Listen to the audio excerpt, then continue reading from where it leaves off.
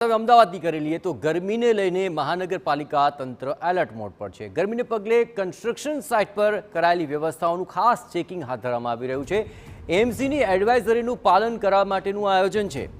છાશ, લીંબુ શરબત, ઠંડા પીણાની વ્યવસ્થા કરવા માટે ખાસ સૂચન કરવામાં આવ્યું છે અને શક્ય હોય તો બપોરના સમયે મજૂરો પાસે કામ ન લેવા માટે તાકીદ કરવામાં આવી છે અને એડવાઇઝરીની અંદર આ બાબતોનો ખાસ ઉલ્લેખ કરવામાં આવ્યો છે।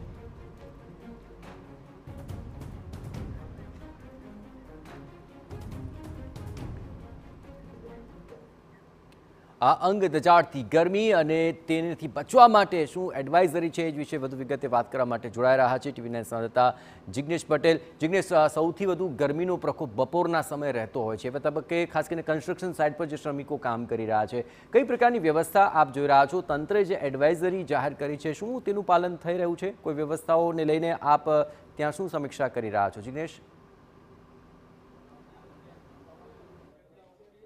જયેશ, જે પ્રમાણે એડવાઇઝરી જાહેર કરવામાં આવી, કન્સ્ટ્રક્શન સાઇટ હોય કે અન્ય કોઈ પણ જગ્યાઓ પર જ્યાં મજૂરો વધુ પ્રમાણમાં કામ કરતા હોય તેવી જગ્યા પર બપોરના સમયે કેટલેક અંશે કામ બંધ રાખવામાં આવે તેવું પણ સૂચન કરવામાં આવ્યું હતું અને સાથે જ ઠંડા પીણા, છાશ સહિતની વસ્તુઓનું વિતરણ કરવા માટેની પણ વાત કરવામાં આવી હતી અને એટલા માટે જ બપોરના સમયે વધુમાં વધુ જે મજૂરો હોય તે મજૂરો દ્વારા છાશ લેવામાં આવે અને આ છાશ પીવામાં આવે કે પછી લીંબુ શરબત કે ઠંડા પીણાની વ્યવસ્થા બિલ્ડરો દ્વારા કરવામાં આવી હોય તે પ્રકારની વાત કરવામાં આવી હતી।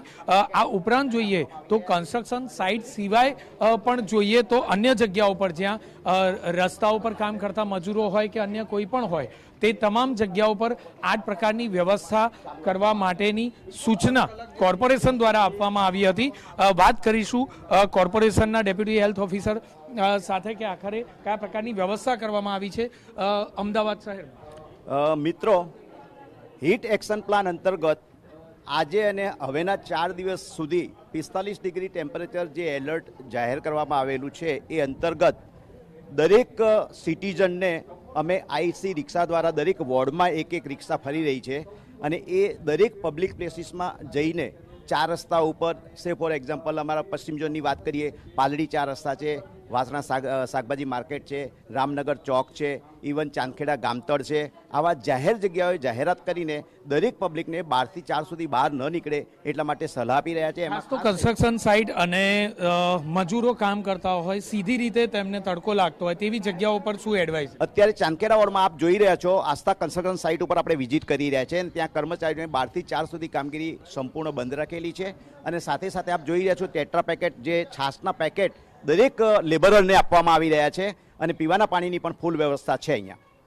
ટૂંકમાં કહીએ તો મોટી સંખ્યામાં મજૂરો જે સ્થળ પર કામ કરતા હોય ત્યાં છાશનું વિતરણ હોય, શરબતનું વિતરણ હોય કે પછી અન્ય કોઈ ઠંડા પીણાનું વિતરણ કરવામાં આવી રહ્યું છે। આ ઉપરાંત બપોરના સમયે શક્ય હોય ત્યાં સુધી કામ બંધ રાખવાનું પણ સૂચન કોર્પોરેશન દ્વારા કરવામાં આવ્યું છે। જે બાબતને લઈને આ એડવાઇઝરીનું પાલન કેટલી જગ્યાઓ પર કેવી રીતે થઈ રહ્યું છે તેનું પણ ચેકિંગ કોર્પોરેશનની ટીમ દ્વારા હાથ ધરવામાં આવ્યું છે। જયેશ, જોડાયેલા રહેજો અમારી સાથે। પણ જ્યાં સુધી વાત છે અમદાવાદમાં રેડ એલર્ટને લઈને કોર્પોરેશન અને હવામાન વિભાગ આમને સામને છે। રેડ એલર્ટને લઈને સામે આવ્યો છે એક મોટો વિરોધાભાસ। મ્યુનિસિપલ કોર્પોરેશને આપેલા રેડ એલર્ટને હવામાન વિભાગ સમર્થન નથી આપી રહ્યું। અમે આવું કોઈ જ રેડ એલર્ટ ન આપ્યું હોવાનું હવામાન વિભાગે નિવેદન આપ્યું છે।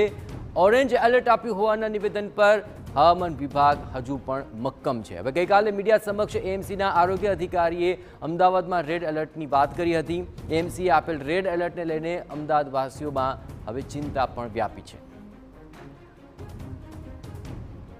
અને આ સમગ્ર મામલે વધુ વિગતે વાત કરવા જિગ્નેશ જોડાયેલા છે। જિગ્નેશ, રેડ એલર્ટ કે ઓરેન્જ એલર્ટ તેને લઈને આજે વિરોધાભાસ સામે આવી રહ્યો છે, કોઈ સ્પષ્ટતા સામે આવી રહી છે ખરી? કારણ કે જે રીતે ગરમી વધી રહી છે તેને લઈને આ વિરોધાભાસને લઈને પણ બંને આમને સામને છે, પણ લોકો ચિંતિત છે, તેમના માટે આખરે સ્પષ્ટતા કરવી જરૂરી છે। જિગ્નેશ, સ્વાભાવિક વાત છે જયેશ કે જે પ્રમાણે હવામાન ખાતા દ્વારા જે આગાહી ગઈકાલે કરવામાં આવી હતી, ઓરેન્જ એલર્ટ આપવામાં આવ્યું હોવાનું હવામાન ખાતાએ જણાવ્યું હતું અને 45 ડિગ્રી સુધી તાપમાન જઈ શકે છે।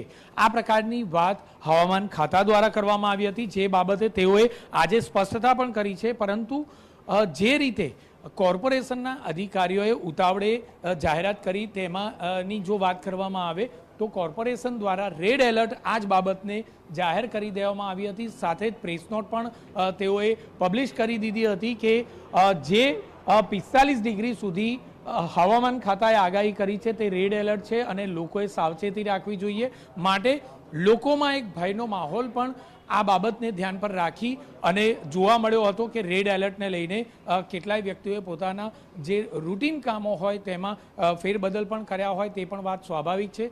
પરંતુ આ જે કોમ્યુનિકેશન ગેપ હતો તે આજે બહાર આવ્યો છે અને હવામાન ખાતાએ સ્પષ્ટતા કરી છે કે તેમના દ્વારા કોઈ પણ પ્રકારે રેડ એલર્ટ જાહેર કરવામાં આવી જ નથી। ત્યારે બીજી તરફ કોર્પોરેશન હજુ પણ આ મામલે મક્કમ છે કે જે જાહેરાત ગઈકાલે કરવામાં આવી હતી, જે પ્રેસ નોટ આપવામાં આવી હતી તે જ બાબત સાચી છે અને 45 ડિગ્રીને રેડ એલર્ટમાં સમાવેશ કરવામાં આવે છે અને એટલા માટે જ અમદાવાદ રેડ એલર્ટ પર હોવાની વાત હજી સુધી કોર્પોરેશન માની રહ્યું છે। ટૂંકમાં કહીએ તો બે સરકારી વિભાગોમાં કોઈ પણ પ્રકારે યોગ્ય પ્રકારનું કોમ્યુનિકેશન ન હોવાનું અહીં સામે આવ્યું છે અને આ જ બાબતને ધ્યાન પર રાખીએ તો આગામી સમયમાં જો આ જ પ્રકારનો કોમ્યુનિકેશન જો ન જળવાય તો અનેક રીતે લોકોને યોગ્ય પ્રકારની સાચી માહિતી ન મળે તેવું હાલના તબક્કે લાગી રહ્યું છે। જયેશ, બિલકુલ જિગ્નેશ, તમામ ગતિવિધિઓ પર આપ નજર રાખતા રહેજો। તો હવે અંગ દેજાડતી જે ગરમી છે તેનો અહેસાસ તો સૌ કોઈને લઈને થઈ રહ્યો છે, પરંતુ સૌને એ જ તાકીદ રાખવાની જરૂર છે કે આવી ગરમીમાં સૌ કોઈ પોતાનું ધ્યાન રાખે, તડકાથી દૂર રહે।